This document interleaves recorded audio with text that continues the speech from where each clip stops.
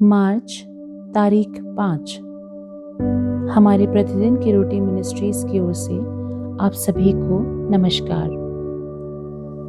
आज के हमारे संदेश का शीर्षक है दूसरों की सेवा में, जिसे लिखा है कैरल मैकॉन के द्वारा।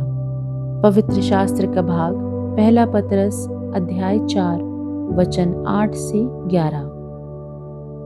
सब में श्रेष्ठ बात ये है कि एक दूसरे से अधिक प्रेम रखो, क्योंकि प्रेम अनेक पापों को ढांप देता है। बिना कुड़कुड़ाए एक दूसरे का अतिथि सत्कार करो। जिसको जो वरदान मिला है वो उसे परमेश्वर के नाना प्रकार के अनुग्रह के भले भंडारियों के समान एक दूसरे की सेवा में लगाए। यदि कोई बोले तो ऐसा बोले मानो परमेश्वर का वचन है। यदि कोई सेवा करे तो उस शक्ति से करे जो परमेश्वर देता है, जिससे सब बातों में यीशु मसीह के द्वारा परमेश्वर की महिमा प्रकट हो। महिमा और साम्राज्य युगानुयुग उसी का है। आमीन।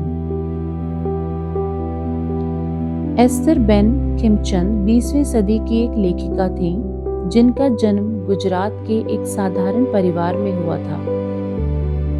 अपने लेखन के जरिए उन्होंने राज्य में महिलाओं के अधिकारों की वकालत की। उन्होंने लिखा कि अच्छी शिक्षा महिलाओं को उनके परिवारों और समुदायों में सम्मानजनक पदों पर रखने में मदद कर सकती है।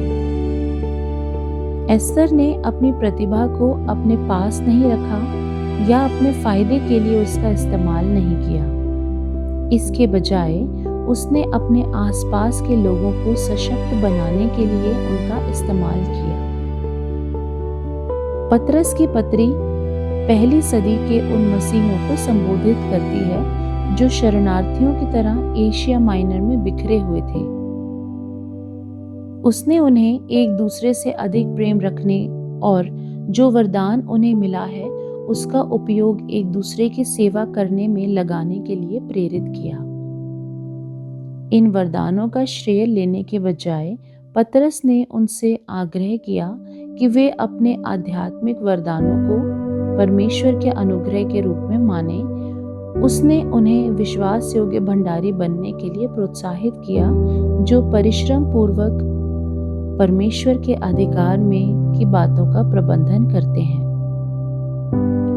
उसने उनसे ये भी आग्रह किया कि वे इस समझ के साथ बोलें कि वे मानो परमेश्वर के वही वचन बोल रहे हैं और परमेश्वर की शक्ति से लोगों की सेवा करें, ताकि उनके कार्यों में और उनके द्वारा परमेश्वर की स्तुति हो सके। इस तरह हम अपने हर काम में परमेश्वर को महिमा देते हैं। एस्थर और प्रारंभिक कलीसिया की तरह हमें भी वरदान दिए गए हैं।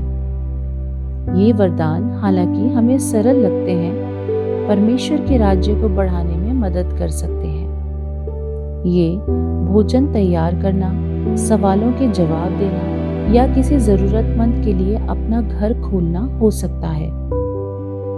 जब भी हमें बोलने या कार्य करने के लिए कहा जाता है तो हमें एक दूसरे की सेवा में और परमेश्वर को महिमा देने के लिए ऐसा करना चाहिए। इस तरह जो हमारे पास वरदान है, आइए उनका उपयोग दूसरों को ऊपर उठाने के लिए करें। परमेश्वर ने आपको कौन से वरदान दिए हैं? आप अपने आसपास के लोगों की सेवा करने के लिए उनका उपयोग कैसे कर सकते हैं?